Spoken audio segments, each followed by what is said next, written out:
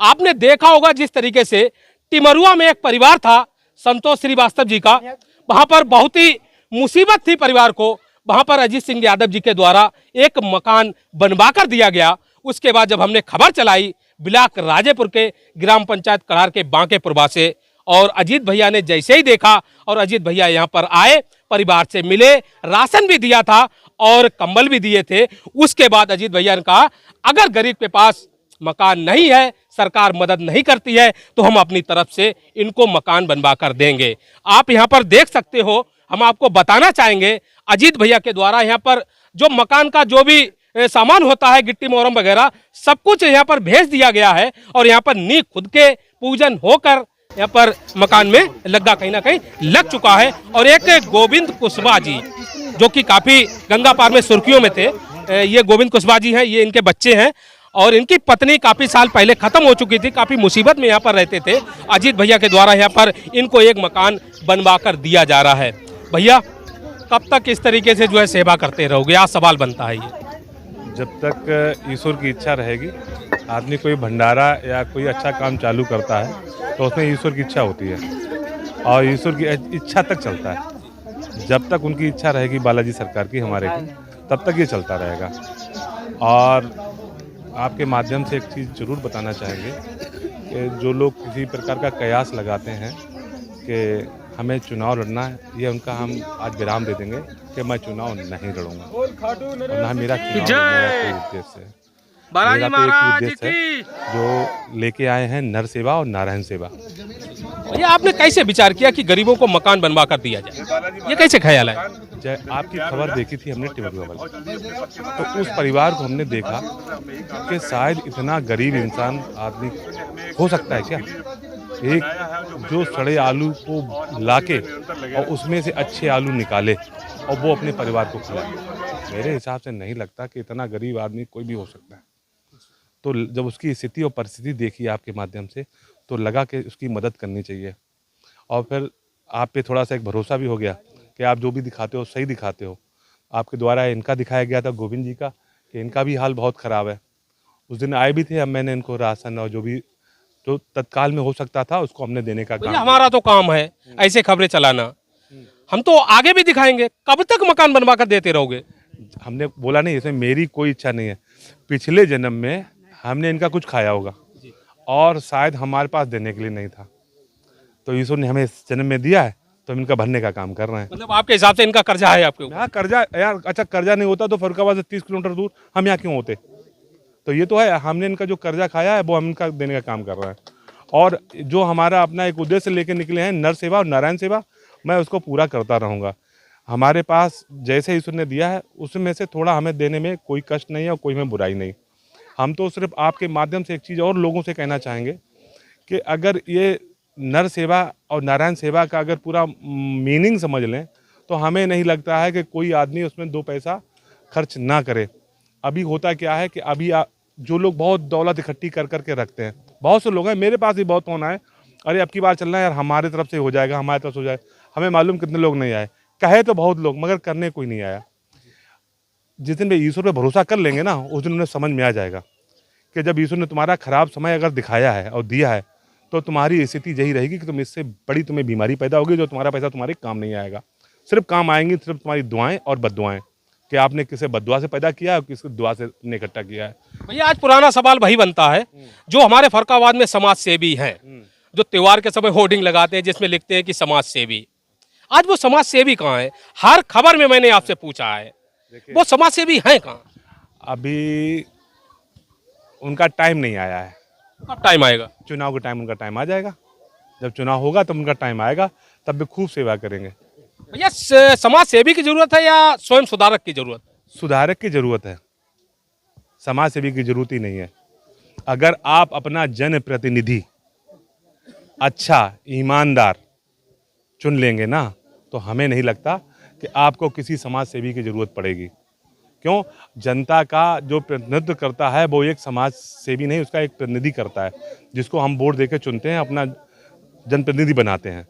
तो अगर जब अच्छा जनप्रतिनिधि आप चुन लोगे तो हमें नहीं लगता आपको किसी की जरूरत पड़ेगी। वो हमेशा आपका हाथ पकड़ने का और आपके साथ खड़े होने का काम करेगा। आपको क्या लगता है कि यहाँ पर परिवर्तन की जरूरत है क्या? अब हम वो कहेंगे तो राजनीति हो जाएगी, मैं राजनीति नहीं करूँगा। सब समझदार है, पब्लिक है, सब जानती है, ये पब्लिक है, सब जानती है क्या करना है क्या नहीं करना है। और जितना विज्ञापनों में और उसमें लोग खर्च कर देते हैं, इतना गरीब जनता के बीच जाके खर्च कर दें तो हमें नहीं लगता कोई आदमी भूखा रहेगा। और रहा अपना पेपर का, तो ये आप मान लीजिए कि वो पेपर कैसे चलते हैं, अखबार कैसे चलते हैं। कोई आपकी न्यूज़ अगर आपकी जायज़ न्यूज़ तो और या अधिकारी के पास भेजने की कोई न्यूज़ हो तो कोई छापने का काम नहीं करता है। हम आपका इस बात का बहुत धन्यवाद करेंगे, कम से कम आप बेबाक होकर बोलते तो हो, अपनी बात तो कहते हो। नहीं, कोई कहने वाला नहीं है। पारुल भाई, आप पत्रकार नहीं हैं, आप तो एक सही मायने में समाज सेवी टाइप से आप वर्क जो कर रहे हैं वो आपका समाज सेवी का है।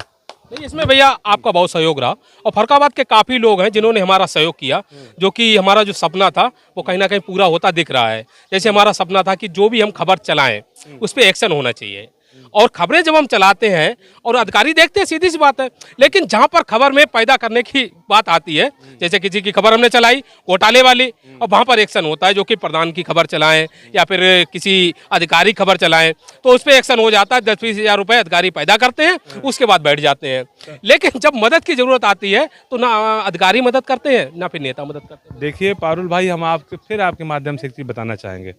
जिस दिन आप ईश्वर पर डिपेंड हो जाएंगे उस दिन हमें नहीं लगता है कि आपके कोई कष्ट आएगा। हाँ, मुसीबतें तो आती रहती हैं, हर अच्छे काम करने वाले के सामने मुसीबतें आती हैं, रोकने वाले भी बहुत लोग काम करते हैं, मगर आपको रुकना नहीं है, आपको चलते रहना है। और आप ये सोच रहे हो कि आपने कुछ किया है, हमने कुछ किया है, हमें कुछ करने आए, ये हमारी किसी की इच्छा नहीं, वो मतलब नहीं है, सिर्फ ये ईश्वर की इच्छा है। ईश्वर की इच्छा से हम लोग यहाँ खड़े हैं, इनकी मदद करने आए हैं। बस माध्यम ईश्वर ने आपको बनाया और हमें बनाया। धन्यवाद भैया। और आज हम आपको बताना चाहेंगे, आज अजीत सिंह यादव जी का जन्मदिन भी है, हम भूल गए थे, और लास्ट में बताना चाहेंगे। और भैया हमारी तरफ से जन्मदिन की बहुत बहुत शुभकामनाएं, और हम खाटू श्याम जी को बहुत मानते हैं, भगवान से प्रार्थना करते हैं कि आप और आगे बढ़ो, जो कि और गरीब जो छूट गए हैं उनको भी मदद बिल्कुल। अगर ईश्वर ने हमें चलने की राह दिखाई है या मेरे विचार बनाए हैं तो ईश्वर ने मेरे लिए तो कुछ सोच रखा है। ये भी मैं पता है कि अगर वो हमें देता रहेगा तो हम आगे देने का भी काम करते रहेंगे। बस एक सबके जो लोग पारुल भाई का वीडियो देख रहे हैं, मैं सभी से हाथ जोड़कर विनम्र निवेदन कर रहा हूं कि जो मदद आप किसी प्रकार से किसी गरीब की करना चाहते हैं तो पारुल भाई के माध्यम से, पारुल भाई का नंबर है, पारुल भाई के उस पर बात करके जो मदद करना चाहें वो आप पारुल भाई की ज़रूर करें। क्योंकि जो इनका कोई और रोजगार नहीं, ना ये विज्ञापन चलाते हैं और ना ये कमीशन और दलाली का काम करते हैं।